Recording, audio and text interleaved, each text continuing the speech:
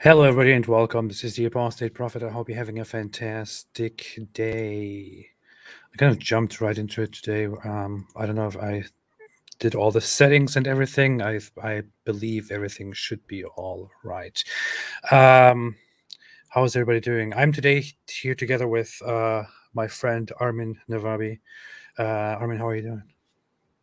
Good. I almost said mercy because I'm doing so many Persian streams. I almost thanked you in Persian, but yeah, thank you for having me. Thank you for doing this, by the way. Not that many people respond yes to this. This is a very important information that I wish more people was said yes to because, um, I mean, it's amazing how many content creators are fighting religion or Islam and dogma, and then when the greatest movement against religion and dogma is happening right now, they don't really pay much attention to it. So, but you're one of the very few channels that has said yes to me twice now, in response to me asking you to cover this. The movement, the revolution that is happening in Iran, which is, by the way, I think it's the most secular revolution that has ever happened in the history of mankind, and not just secular but anti-religious, anti-religion.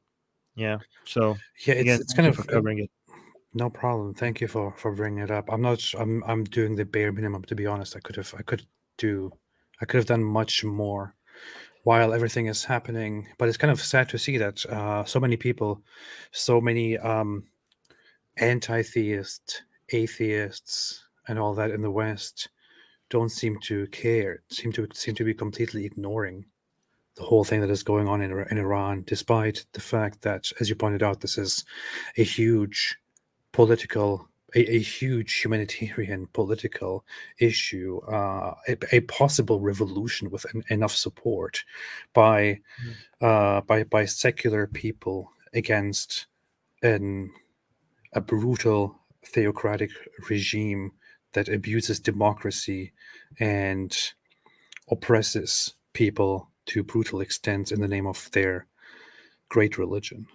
I, Yeah, there should be much more voice, much more noise about this. But yeah, I mean, how could you be an atheist activist and have missed this? Like, there has never been such a mass exodus out of religion ever in history of mankind, and you are living it through it as an atheist activist, and you're not even talking about it. It's unbelievable. I don't even understand it. A lot of people are saying it might have something to do with like atheists in the West being leftist and not touching Islam, but some of these people have a history of like at least talking about these things before, so I don't know why they're shy about it now. And it's not like I haven't contacted them, and they've seen my messages. I see that they have seen my messages, and I don't understand. I don't understand. yes, people that get this is the thing about, I don't know, this is the problem. Like people in the West, they see the concerns, they see the problems that are going on in the Muslim worlds, and they kind of get used to the idea that, oh, that part of the world, lots of bad stuff happens all the time. I don't know, oppression, terror happens all the time. We know all of this, and they get used to it. Then they start ignoring it, especially since in their Western perspective and mindset, they're more focused on um, more, I don't know, mundane, more less important things that are going on in the West that everyone wants to focus on. People try to appeal to what everybody else is interested in. Not everyone is really eager to point at something so obvious that is happening. I mean, if people were actually so consistent and so aware and so virtuous, maybe they would pay attention and also make everyone else pay attention to the fact that many of the countries that we are still allied with as Western nations in the Middle East and in other parts of the world have atrocious laws against blasphemers, against apostates, against gay people. I mean, this is a funny thing. For example, when news came out that Brunei is going to um, install a death penalty for apostates, blasphemers, and gay people, people were like, no, what is this? This is the 21st century. Meanwhile, so many Muslim countries already have that, but nobody cares. They just go after whatever is on the news if it concerns them. Yeah, and it's also is so undeserving because also the people. I mean, for example, in Iran, even though the government is so brutal and so religious, if you look at the demographic of the people, they're actually ahead when it comes to demand for secularism and even the growth of atheism compared to a lot of way more advanced countries. If you look at how self-identifying atheists in Iran, they are close to 10%. But if you actually look at people who don't believe in God and religion, it gets up to 20%, which is comparable to many advanced countries, which Mhm. like a lot of people don't even. And based on the latest data that we have, Iran, like we talked about before, it's a Muslim minority country. Uh, Up to I think 30 something percent only Muslim. So we have a government that is Islamic that has taken the people hostage. The people are not even majority Muslim. And it's not just atheism. This is not just atheism. These are people who are that hate religion, that hate Islam. I don't think you could find any other country in the world that hates Islam. I'm not talking about Muslims like some other places where there might be some bigotry or so, but that actually despises Islam as much as Iran. This is if Iran one day gets free, I think you're going to see a major anti-Islamic movement grow out of it and spread around the entirety of the Middle East. And I have the data to back that up, and also some evidence for that. We But actually yeah. went through that here on this live stream, didn't we? On this channel. I believe the last time Mm. that we went live, Yeah, yeah.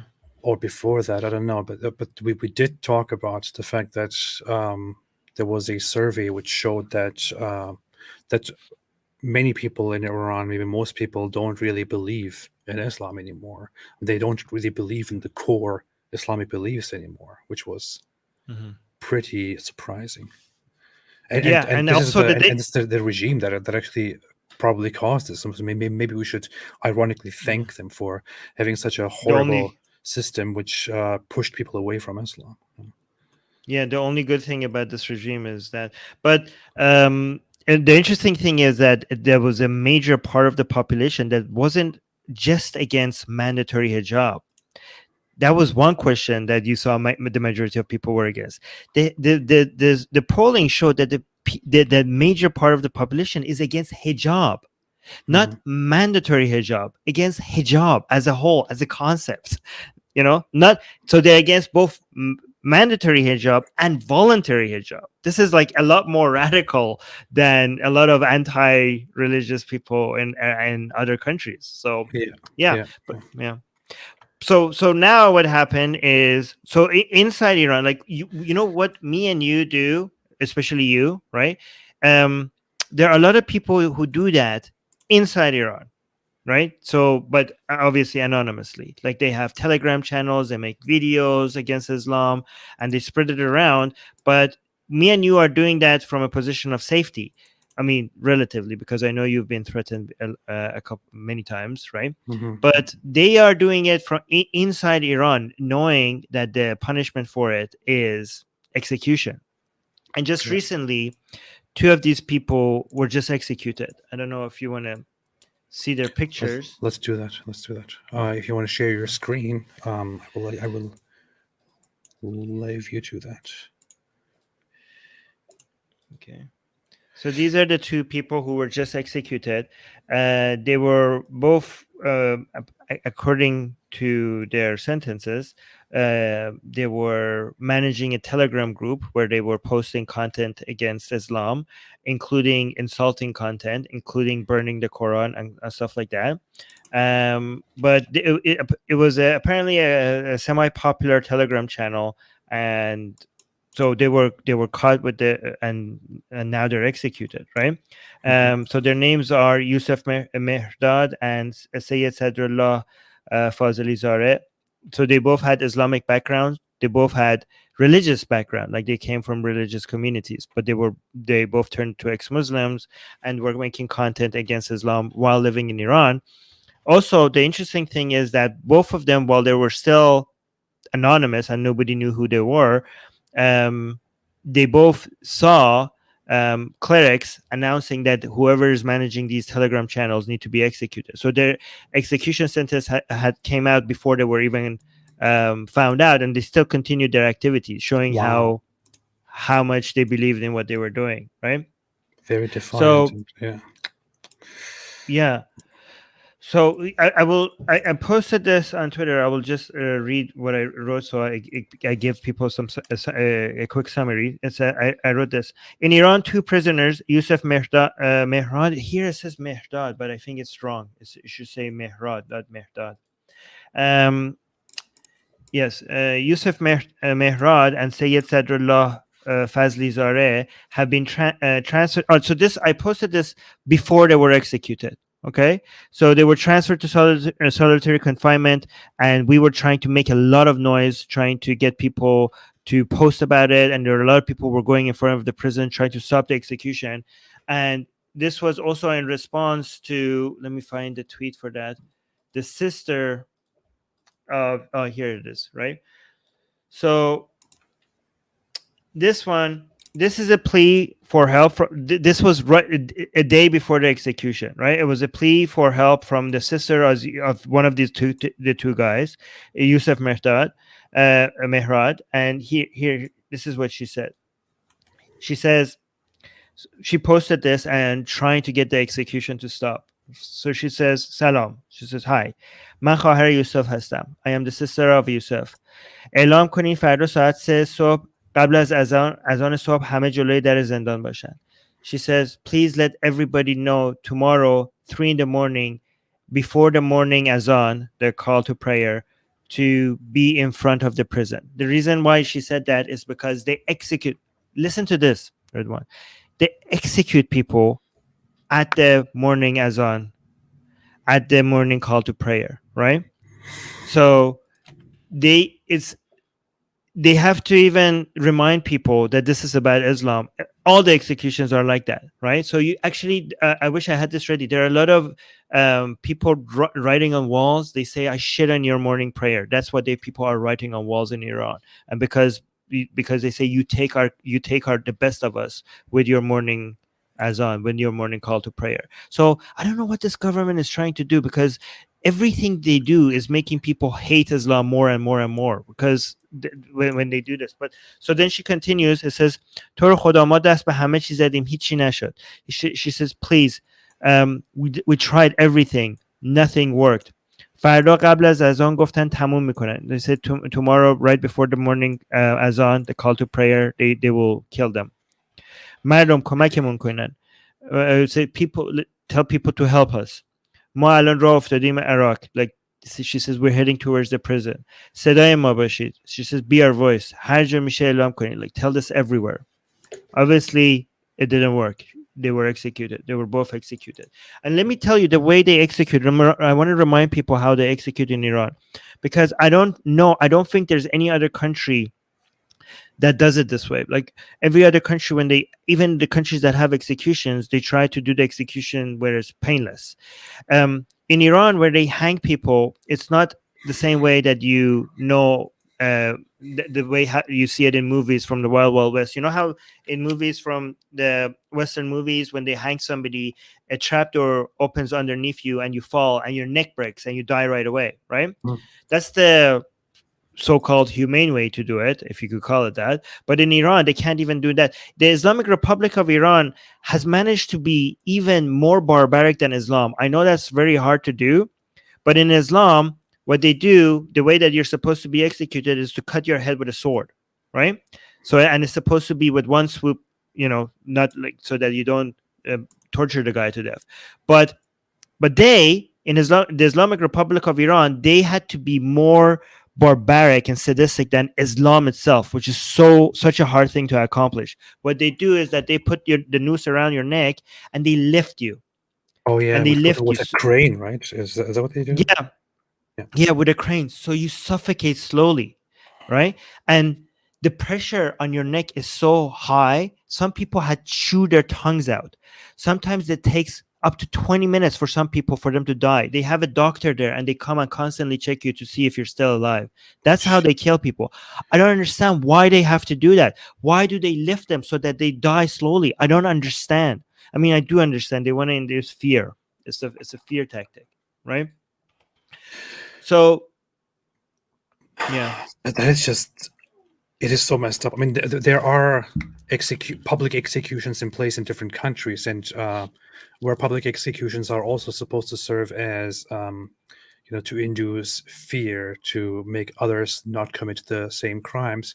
But even then, they do the executions, as you said, in a more quick way, like just with a sword Yeah. through, and that's it, or hanging and breaking the neck, that's it. But that they would do it like this, and on top of inducing fear and repelling people, from such crimes, then also making such a show of it, and deliberately, obviously not avoiding the horrific sight and the horrific pain, deliberately just continuing it. That is just so messed up beyond reason. It's crazy. Yeah, and for this to happen in the middle of all this revolution where people are so angry and they're trying to topple the regime, you might ask, why would they do this? Why are they trying to make people even more angry? And the idea is like maybe they're trying to show that they still have teeth, that they still have claws, and they could still bite back.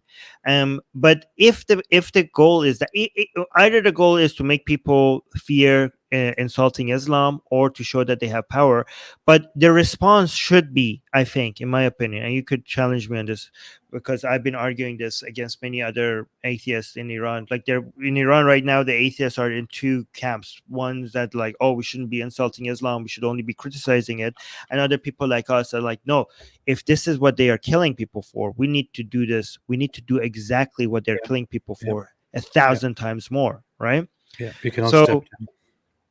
yeah. So here, so me and many other people, this is what I wrote.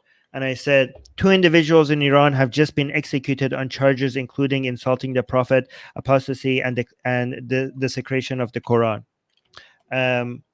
The Islamic Republic's judiciary announced the executions of Yusuf Mehrad and Sadrullah Fazalizadeh. When violence is used to intimidate us into silence, it must backfire. If we don't respond, we are allowing these intimidation tactics to succeed.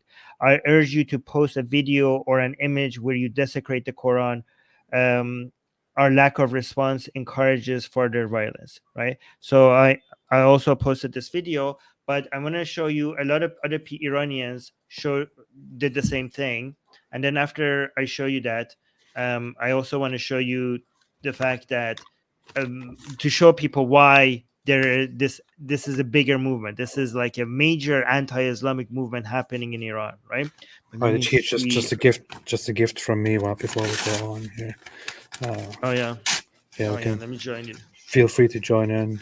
I just have a bunch of Quran pages still on the ground because it always comes handy in response to provocations and inhuman behaviors and killings and threats and whatever it is. So I would like to always, this should be a norm. This should become normalized. I don't care if some people say we shouldn't be doing this, don't do this. What is useful about that? But be respectful. No. This should be normalized. I want to do this as much as possible. In fact, I would love to do this every single day in front of everyone's eyes until nobody cares anymore. That's the aim. That's the goal. Until nobody even gives a response to this anymore. Because it should be normalized. Because there's nothing wrong with it. Because this actually costs lives, as you can see. Mm-hmm. So more, you can see. There is a lot of videos like this coming from inside of Iran right now, that where people are desecrating the Quran. I could show you many of these. I don't want to. There's a lot of people doing other things with it. This is from inside of Iran. You can see they're hiding their face. Mm-hmm. That was in response to the execution. There were also Azad Farsani here, who decided to to burn burn the Quran in response. But but there was also this interesting thing people are doing. Azad Farsani also just stepping on the Quran, right? I do want to show you. I will join in, by the way, on that, and I will announce it soon. But I will definitely organize an event where I will burn a Quran and announce it in advance in order to draw more attention to it. Just because some people thought, oh, you cannot do that. That you don't have the guts to do it. It's very, very easy actually, and there was even recently this guy who works at Five Pillars UK, who he recently mocked the death of what's his name, the one Muslim reformer critic who recently died from India. Yeah. I forgot what his name is, but he died and he wished to be cremated. And this Five Pillars UK guy remarked about that. He wanted to be barbecued, and now he's going to be barbecued even more, or something like that. So they love to make light and fun of humans dying, being burned, and then burning in the hereafter in hell, according to their own beliefs. I would like to respond to that soon by burning the Quran. Yeah. It's amazing how they also claim that they are the arbiters of morality, and that we can't have morality with that religion. Yeah, and that's how they behave. So by the way, I do want to mention that they are in response. This is the hashtag that you guys were responsible for, that desecrate the Quran, right? So in response to the execution of these two people in Iran, Iranian people are bringing the hashtag that you started. They're bringing that back, the desecrate the Quran. Yeah, so that's awesome. That's interesting. Yeah, that's awesome. Yeah. Also, I want to show you this. So he says, this is for Kian, and I will tell you about Kian. And he says, I shit on Islam.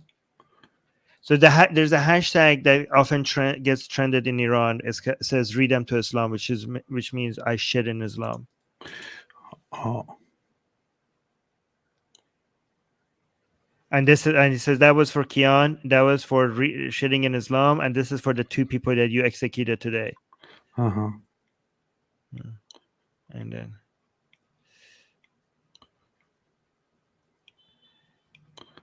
Nice. That's a good snitch.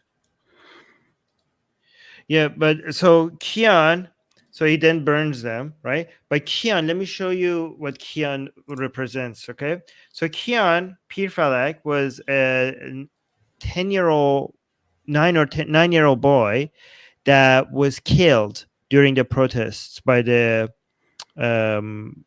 armed forces, the Islamic regime's armed forces. Yeah, I saw that comment, right? But listen to this, please. So Kian was a 9-year-old boy that he was shot by the Iranian regime's armed forces, right? And during the regime tried to hide that. The regime tried to hide that information, but the mother was brave enough to, because they tried to threaten her to give a different narrative. But the mother was so brave and so determined to make sure people know what's happening, right? At the funeral of her son, this is the video from her funeral, right? A massive crowd showed up, like a giant crowd. The pictures were insane, right? Because they showed up just to protest the government killing a 9-year-old boy, right? And while she was speaking, and this is why that man mentioned Kian, because while she was speaking, she told the crowd, let me play it, and then, she told the crowd that my son, don't recite the Quran for my son, because that's what they usually do at funerals. She said, don't recite the Quran for my son. My son hated the Quran. Wow. And when and this is inside Iran. And when she said that, the crowd cheered. I mean, Imagine that. Can you imagine this happening anywhere in the world? The mother of a dead 9-year-old boy saying, "My son hated the Quran," and a giant crowd cheer. What kind of a crowd cheers that? A crowd that hates Islam. Yeah. But here, listen to it. If you don't believe me, look at the response the crowd has. So she says, "Aslan bacham Quran پخش نکنید." This says, "Don't play Quran for my son. Don't at all play Quran for my son." Hear it. We can't hear it. You can't? Yeah, I think you need to share with audio thing. Oh yeah, okay. There we go. Let me go back. اصلا برای بچه‌م قرآن پخش نکنین. Like, don't in any way play Quran for my son.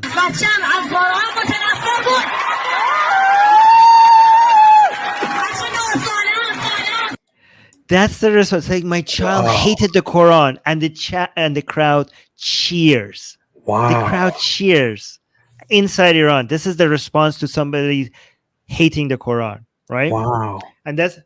And that's why we have a problem right now with some atheists in Iran who wants to tell us, like, oh, don't say insulting things about Islam. Just, politely criticize it. Don't insult it. Don't desecrate the Quran. But the other atheists are like, you guys are so far behind where the Iranian people are. Okay, this is not about the Iranian people. When it comes to leaving Islam, we're ahead of many other countries. We have entered a new phase. We're at war with Islam. And I will tell you why this revolution is not just about the government. It's about the entirety of Islam as a whole. This is a war against Islam, right? Mm-hmm. And to bring down this government, we need to bring down Islam. Yeah. And I will make that argument. But I want to show you another. Can you switch the thing to full screen when you show a video? Okay, I will do that. I will do that with this video now. Okay, so it's incredible. I can't even like, Turkey is supposed to be a secular country, right? But I can't even imagine such a response to such a thing in Turkey. So right. It is incredible that in Iran, in response to the oppression, to the tyranny, such a movement is developing. Yeah. So this is another video I want to share. This is Majid Reza Rahnavard. Okay, he resisted, like, the morality police came to his neighborhood and was causing. They were harassing people, and he resisted, and he ended up taking out some of them. Right, and they arrested him, and they executed him. Right, for defending his neighborhood against the morality police, right? They before his execution, so he died. But before his execution, they wanted to show the public that this man is evil and he deserves his execution.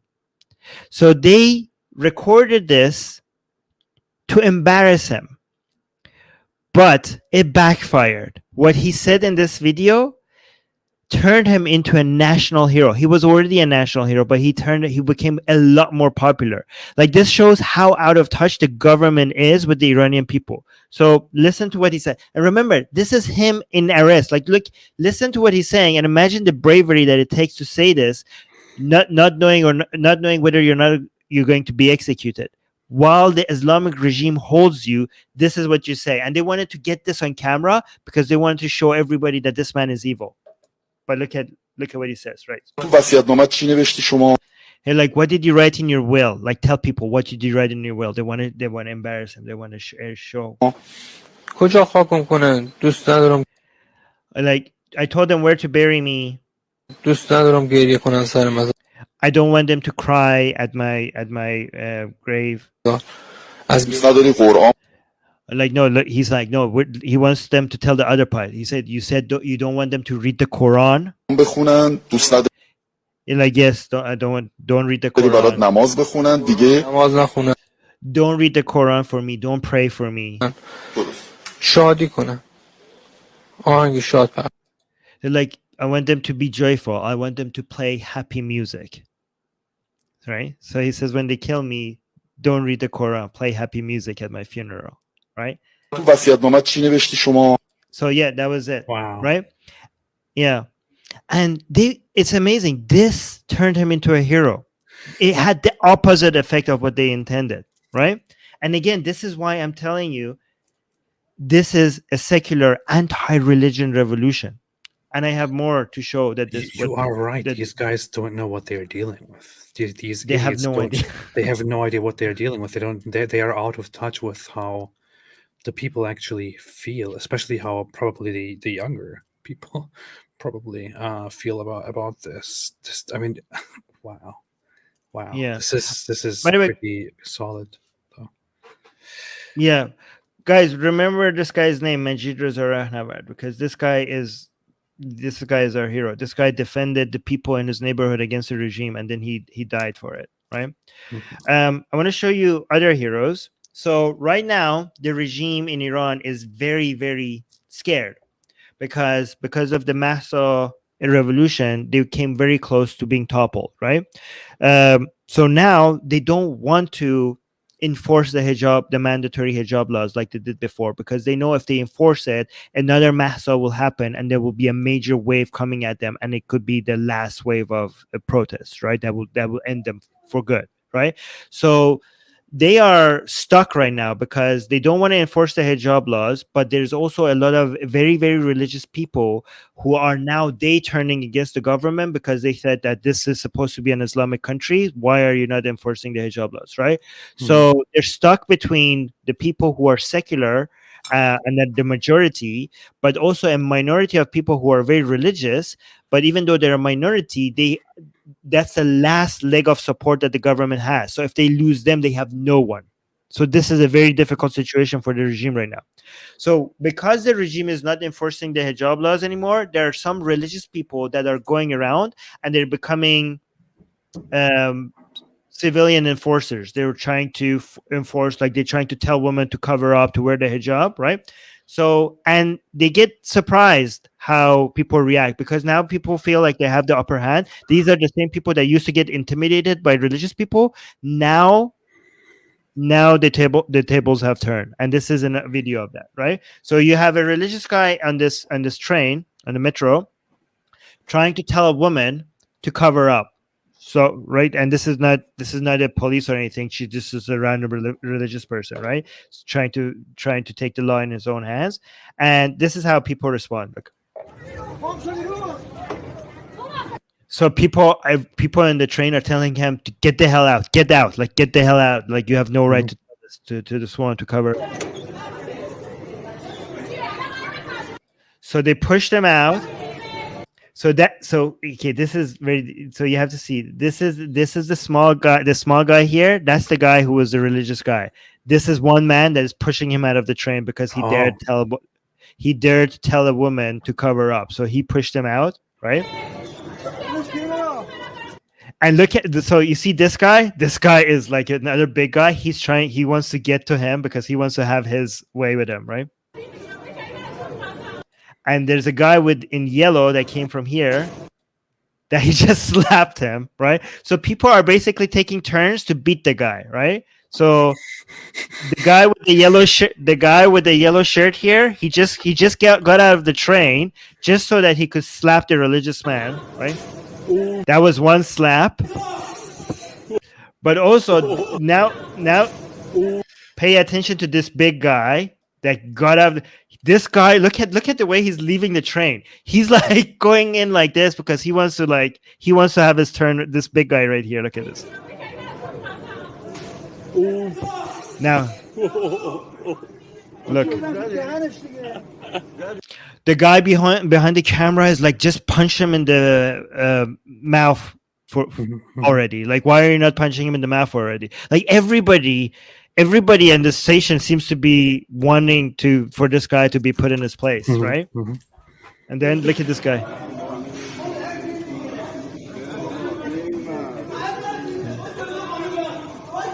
The religious man is like, don't hit me. And then that was a leg that was like leg sweep at the end. But nasty. So what? Well, why is the guy so small anyway? Why does he think he can just get in everyone's business despite his small stature because he thinks that he has. Because they have a history of Yeah. thinking Okay. that they could do this, because these people were Wow. in power. These people are not used to people talking back. They were That's amazing, man. they used to feel these religious people, when they went around and and they showed their religious authority, people used to be quiet, people used to be intimidated, people used to like, yes sir, sorry sir, like that. They are not used to people even talking back to them, let alone hitting them. That's amazing. This is, yeah. And there are very rare times that I would sit down and get pleasure out of seeing somebody get beat up, attacked, or anything like that. But I mean, in this situation, it is completely well deserved, and it's good news. It is good news because those people, the religious authorities and the vigilantes, are acting in favor of an oppressive, tyrannic government that actually kills people. That kills people, brutally beats people into submission, oppresses the hell out of people. And now we see the people actually fight back. People fight back, come back, and beat them up, beat them back. And that is great. That's a good development. Yeah. These religious people are the same people that came out in the streets and had signs saying #execute, like saying the government, why are you not executing more people? These are those kind of people, right? These are the same people, when they eventually did those executions, they did 4 executions, right? Initially, during the revolutions, they came and they were celebrating. These people want blood. And they think that they are less than 10% of the population, and they think they can enforce this Islamic law on the rest of them. And they need to feel fear, because they made the entire country, they took the entire country hostage for 40 years. So the fear they feel right now is completely justified. Mm-hmm.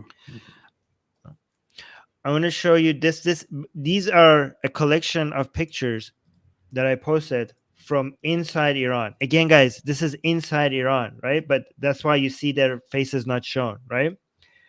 The collection of pictures that I'm going to show you is women posting without hijab in Iran, which is illegal, but they do it in front of signs telling you how great hijab is, like Islamic signs about the virtue of hijab. And it's becoming now a favorite thing of women and girls to do in Iran, to pose hijabless next to signs of reminding people to wear their hijab, right? So let me just show you the selection that I have here.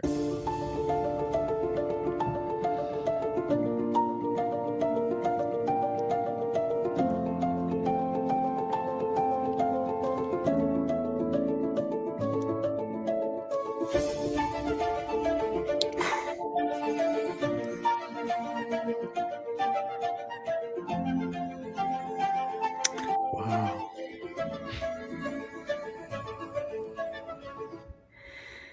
Yeah. And the more keeps coming. It keeps coming. Like, these are just a few. Like, as soon as I posted it, it's either more that I couldn't even share. Yeah. This is amazing, man. It's yeah, it makes me a little bit emotional. It's it's good to see. It's really it is really great. It is inspiring to see the I don't know, you see the power of numbers, of masses coming together and encouraging each other, or being encouraged by each other, to fight against this tyranny and express themselves in such a beautiful way. That's so good to see, man.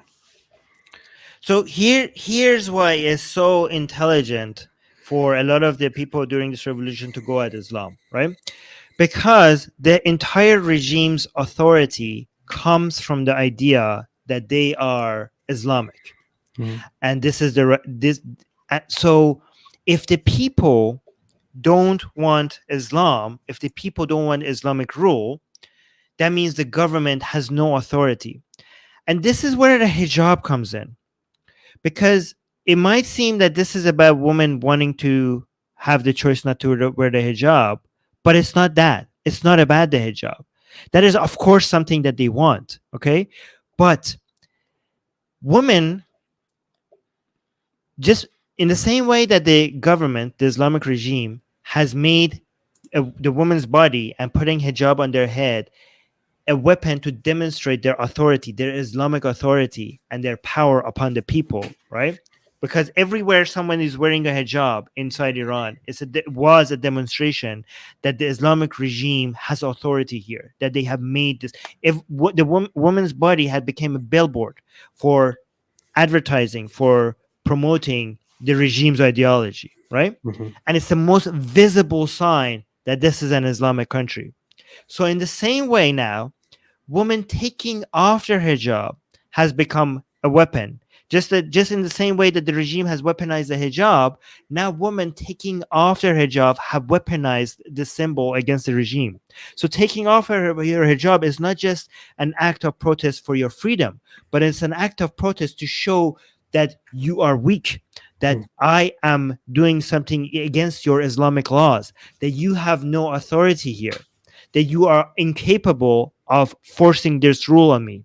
And because it's so visible, because there's many signs that I could show you that these people are standing up against Islam, but this is the most visible one. You could see it when you go in Tehran right now, and you see half the women are not wearing hijab. Where Mahsa Amini died for wearing improper hijab, and now women are not wearing the hijab at all. When you see that, right, you are saying that we're taking this country back. This is a signal that we're taking this country back. So that's why one of the chants during this revolution was hijab faqat bahune ast, asl nizam nishun ast, which means that the hijab is just an excuse. Our target is the entirety of the regime. It is, as you say, the hijab is not just a religious it's not just a religious obligation, not simply a religious practice, not something that you do for your religion. In Iran, it is the hijab is a sign that you are loyal to the system, right? To the Iranian regime, to the government, to the moral system, to whatever moral entity that is supposed to represent. Women wearing their hijabs all over, all the women appearing in hijabs means the government is in control. The people are loyal to the government. They belong to the government. They are subjects of the government. If the women suddenly begin taking off their hijab, it is hugely symbolic. It basically means the loyalty is fading. They are throwing the loyalty away. They are taking it off and throwing it away. They are taking off the shackles and throwing them away. They are freeing themselves from this. They are no longer being subjugated. They are not only in disagreement, they are detaching themselves entirely from the idea that they must somehow retain this loyalty, that this is somehow their existential purpose. So it means great changes happening, and the regime, although they recognize that this is what it stands for, fails to realize how strong this sentiment actually is. Yeah. Well, I mean, they do recognize that, because that's why they're so afraid, because they themselves have said out loud on TV, on the national TV, the government officials that said, if we don't enforce the hijab, and then we see that most people don't want the hijab, we have said to the people that the Islamic Republic is in power because the people of Iran want Islam. So if the Iranian people demonstrate that they don't want Islam, that will be the end of us. That would be the end of us. Yeah, basically. And it gets even worse. There were recently leaked documents from IRGC members explaining the situations to the Supreme Leader Khamenei. And that meeting's minutes was leaked out, right? And they were warning Khamenei that even within IRGC, people are losing faith in religion, right? Yeah. That's I don't know if you understand how big of a deal this is. This is the IRGC, the Quds Force, which is the most Islamically ideological part of the regime, they're saying that there is a mass exodus out of religion. So we're not talking about the average Iranian. We're talking about the most religious part of the armed forces of the government, and there is a mass exodus out of religion within those units.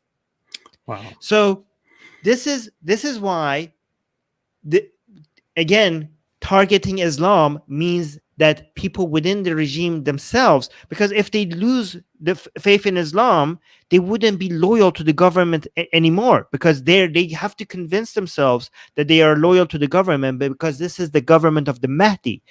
So the Islamic Republic, what they argue is that they need an Islamic country, a Shia Islamic country in power, to prepare Mahdi's army. The Mahdi to come eventually will inherit the armed forces of the Iranian government to be able to eventually attack the whole entire world. And if the Islamic regime falls, the Mahdi to come will not have an army. So that's the entirety of the excuse for being part of the IRGC. It is so. People who are not very much familiar with the ideology and the sentiments of Iran may not be entirely aware of that aspect. But people who know about Iran's history a little bit probably know this part. But that is a huge fundamental thing to the Islamic regime, right? Because so in Islam, both Sunni Muslims and Shia Muslims believe that there is this guy who is going to come at the end, who is the Mahdi, the savior, who will come and basically unite the Muslims and do the final fight for Allah before the Islamic version of Jesus comes, and they join each other and all of that. But in Shia Islam, especially in 12th Shia Islam, and in the specific ideology that formed Iran as it is today, the Mahdi is even more important and plays a huge central figure. So there is great devotion to the coming of that Mahdi, and the people are constantly advised to be good Muslims, great Muslims, to be flawless, to preserve Islamic tradition and sentiment as much as possible, because he will come and they have to do whatever it takes to prepare his play so that he, I don't even understand the whole thing. Like, could they fail?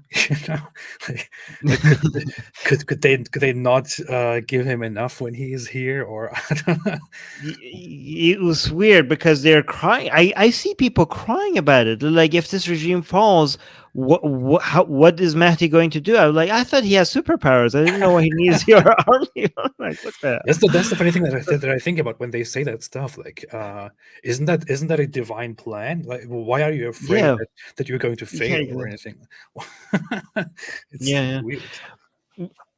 Another thing I see these religious people cry about is the idea, the fact that women are now, they say naked. By naked, they mean hijabless. In Iran, religious people say naked, they mean like bareheaded. So they are crying about that because they say we gave martyrs for the hijab. Like, we gave so much blood so that we could have an Islamic regime, and look at all our women now walking naked in the street, right? So the thing is that this is such you have people who never had an Islamic mindset or didn't grow up in an Islamic environment, don't understand how much the control over a woman's body is a priority. Right, the idea of managing a woman. This is why we have words like ta'assub or namus. I don't know if you guys have the same things as well, but the idea that women shouldn't be free to just wear whatever they want or go wherever they want, it seems to be one of the highest priorities of Islamic ideology, or even just conservative ideology in general, right? But more so with Islam. This is why we have honor killings in Islam, right?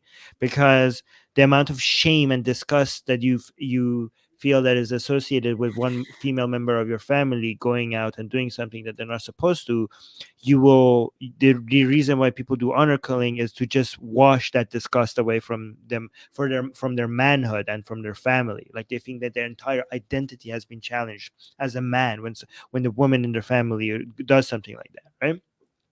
And this and also women gets brainwashed, religious women get brainwashed to accept this by saying that, your men would want, if women get to be this free, your men would never want you, your men would want other women because they're walking naked in the streets and stuff like that, right? So they use Isn't free that so pathetic? I mean, completely putting aside the fact that this is a very very loose, inappropriate definition of what naked means. To just women showing their hair, but being so insecure and so anxiety ridden about women being free and not tightly within your grips, doing whatever you want them to do, not being exactly where you want to put them, not being honorable enough. No, a woman is free. She is not respecting the restrictions of honor that you have placed around her, which can be very, very dangerous, which can be horrible. It can be painful for you. And what will all the other people say? And what will society come to? And what will the government say? And what will the Mahdi do about this? It's so pathetic. It is just so incredibly pathetic by the same people who think that they have some great privilege and some great strength in the world and some great spiritual strength. It is just so completely idiotically pathetic. What losers. What a loserly sentiment. Okay, but yeah, it's pathetic, but we could weaponize it. And Yeah. here's how. So I have watched and listened to hours of religious people being so anxious about this direction that the society in Iran going.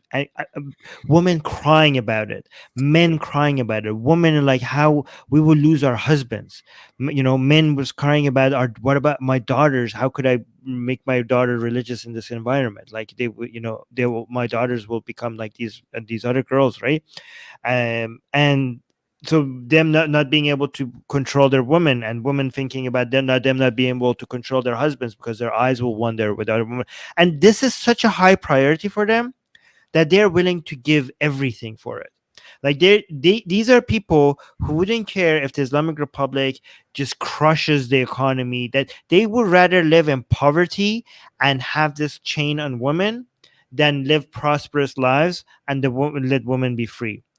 And they're not only that, they're willing to die for it. They say other people in Iran gave blood so that we have an Islamic regime where women are not naked in the streets, and we will follow their way.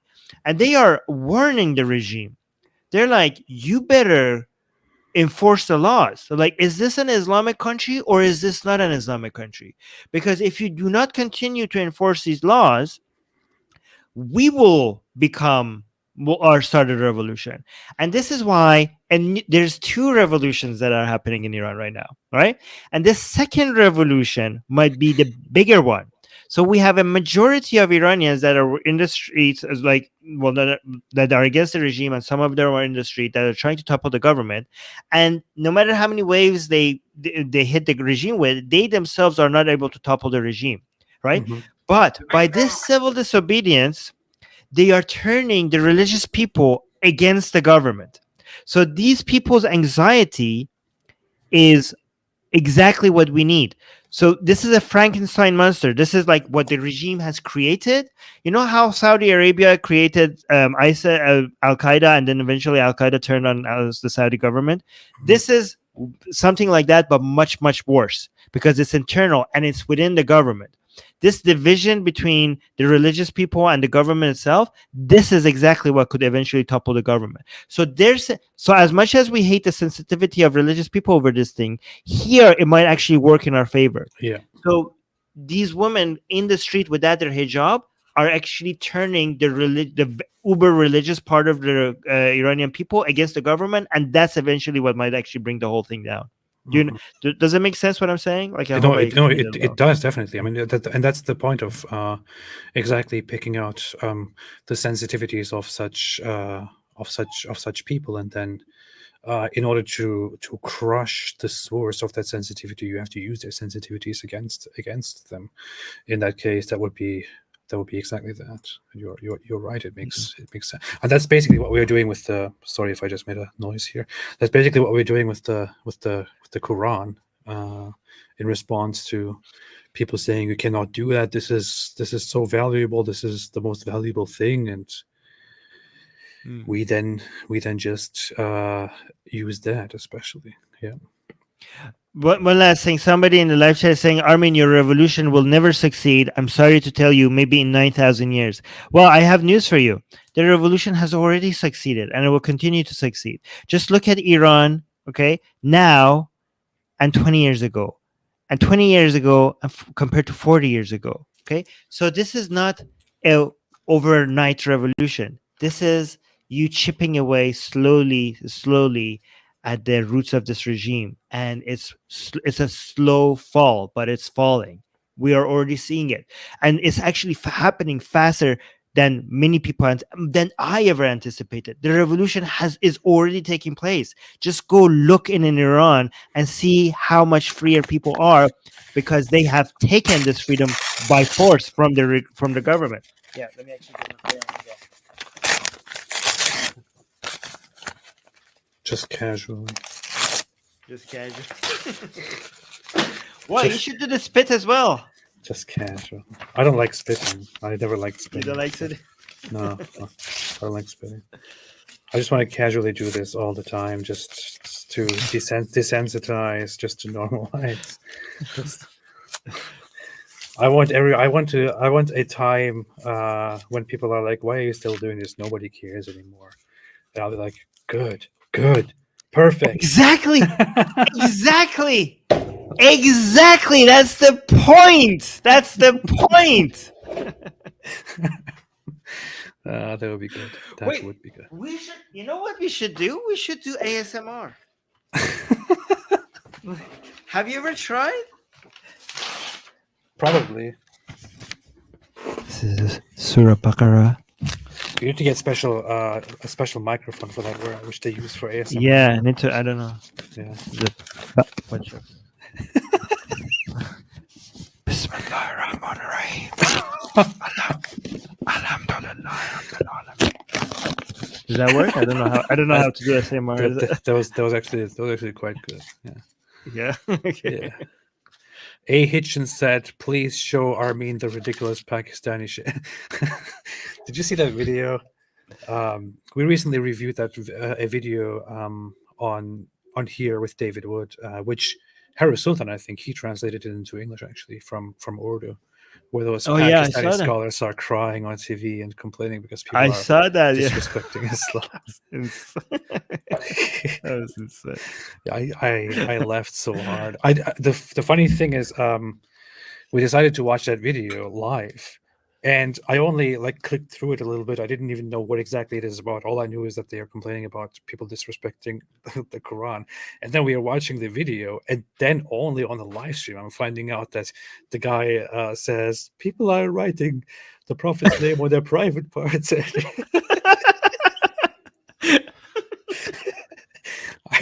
I lost it. The whole stream was just messed up, man. I don't know.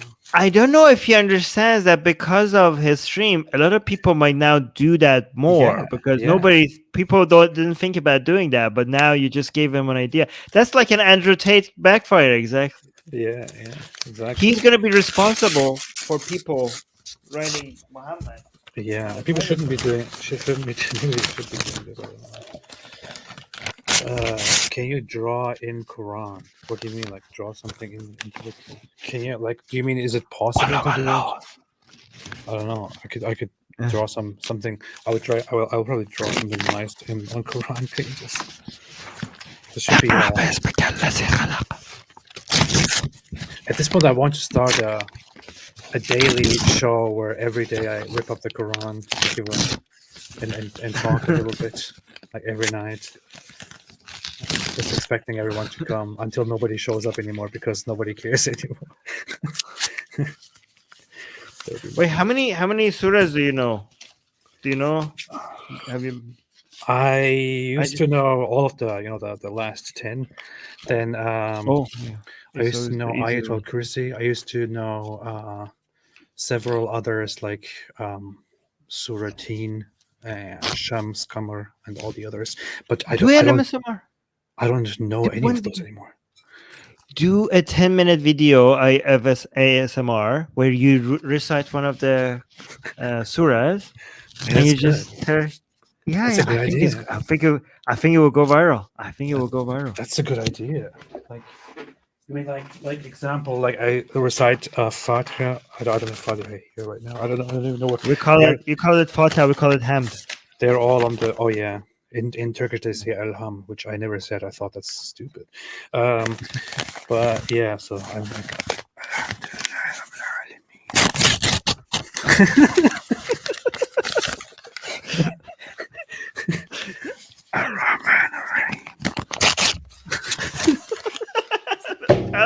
That will go viral. 10 minutes of that will go viral. Do it. Do it. I might do that. I need to get proper microphones for that. Anyway, Anyways, yeah. it's good that we talked about this and brought attention to it. I want to actually show one thing to. Wait a second. What was that? Somebody made a super chat. ES1002 said, "Guys, draw blasphemous art of Mopus." Mopus is Muhammad, which I normally always say in response to somebody name calling me or someone else. People do that all the time. I can't do that right now. Not right now. Well, you could go to blasphemousart.com where we at Atheist Republic have a lot of blasphemous art of Muhammad. If you see, they do. I want to bring people's attention, bring something once again to people's attention here, to have a little minute of seriousness, and sorry about that, which is if we look at what is actually happening in Iran, we talked about executions earlier and how these executions are done, and I don't even know how appropriate this is to show on a YouTube video, but here is it's on an article.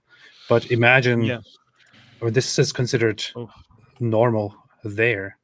Imagine that this is normal in your country where you live. In the West, this is totally unimaginable for an average Western person. But imagine this here. Imagine this is going on where you are.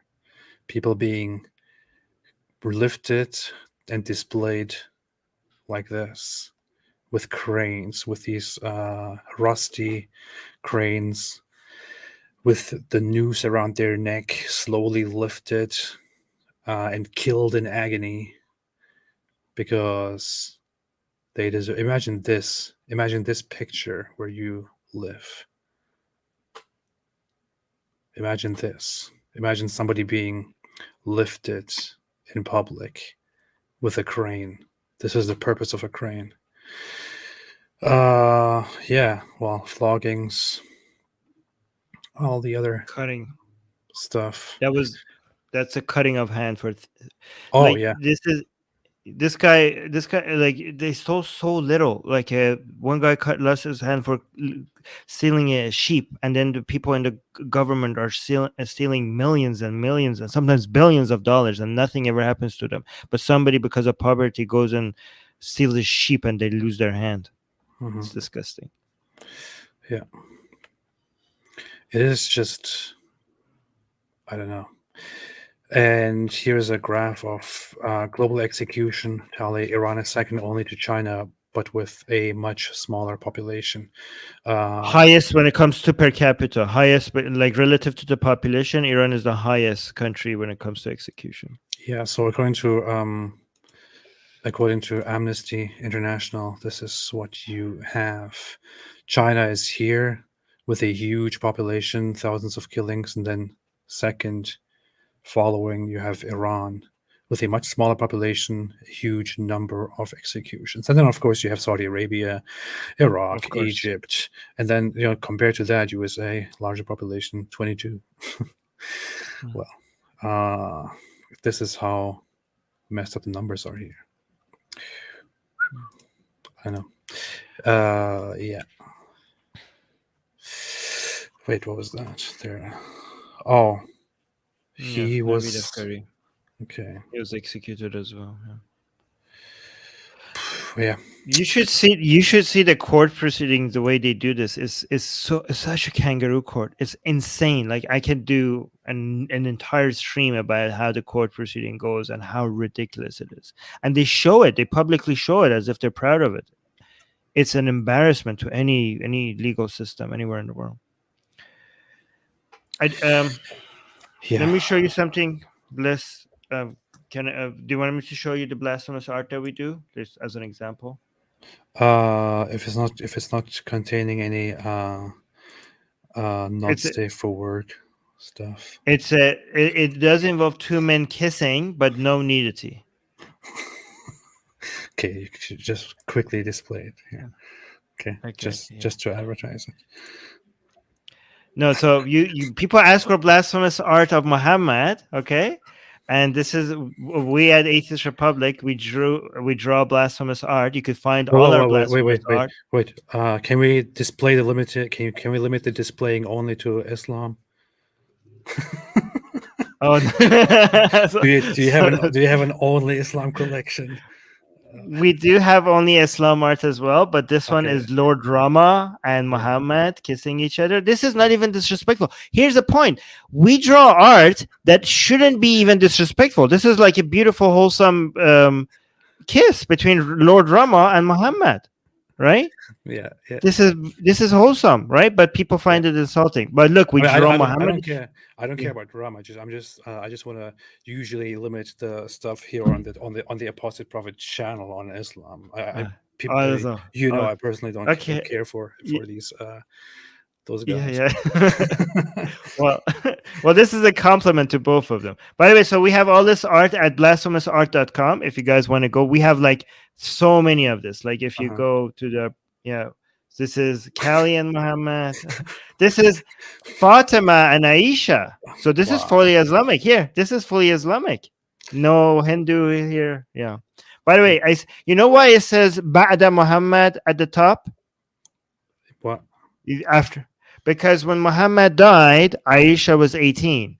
So we wanted to make sure both Fatima and Aisha are above 18 to make this. So this is why it says Ba'da Muhammad. Yeah, like after Muhammad died. Yeah. That makes sense. No, I immediately get a little bit of a worrying, cringe feeling when you say Aisha, and I think, wait a minute. because of her possible age, But yeah, that's no. She's 18. She's right after Muhammad died. This is what she did with Fatima. Fatima is Muhammad's daughter. Yeah, probably. That's probably what they did. Yeah. All right. This is history, guys. So you can find this where? Blasphemousart.com. Blasphemousart.com. Okay. Wonderful. If for all those who asked for blasphemous Muhammad stuff, which I cannot draw right now, you can go and find that right there.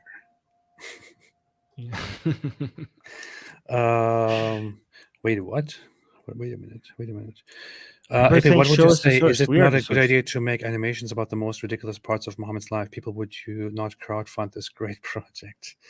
We are doing that as blasphemousart.com as well. We are doing that. Yeah. So. And I was doing an animated show about it, but yeah. Yeah. I'll have to get back to that sometime. Did you ever watch the first episode of Prophet Tales? No. The animated. No, you must have seen that. Come on. Wait. The Prophet Tales, the thing that I did. You must have seen. If you haven't seen that, then I don't know you, and I will never have you here. Oh wait, I've seen this. Yeah, yeah, of course. A long time ago. Now you're saying that just because I said this.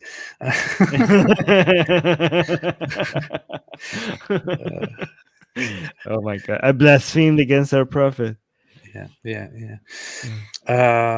No, okay, no, there will be more of that stuff in the future. No, it's great that we covered this, Armin. I hope things go well. I hope things change for the better. It certainly looks like there is a great movement growing, and I hope for the best. We need more people to pay attention to this. Well, thank you for letting me use your platform to do that. I appreciate that. No problem. Always. Anything else that you want to say to conclude? Well, can I tell people where me and Susanna give updates like this about things that are happening around the world about religion? I want to. No. Is it okay if I do so? No, it's No. okay. Okay, no, I can't. Why are you even asking me? Just go ahead. No, okay, guys, like me and Susanna, we have a show on Atheist Republic. If you guys want to make sure that you get updates on stuff like this that happens around the world, come and check out our YouTube channel, Atheist Republic. And the reason why I ask is because I don't know if you want people to do self-promotion on your channel, because I already did so much stuff. Yeah. Okay.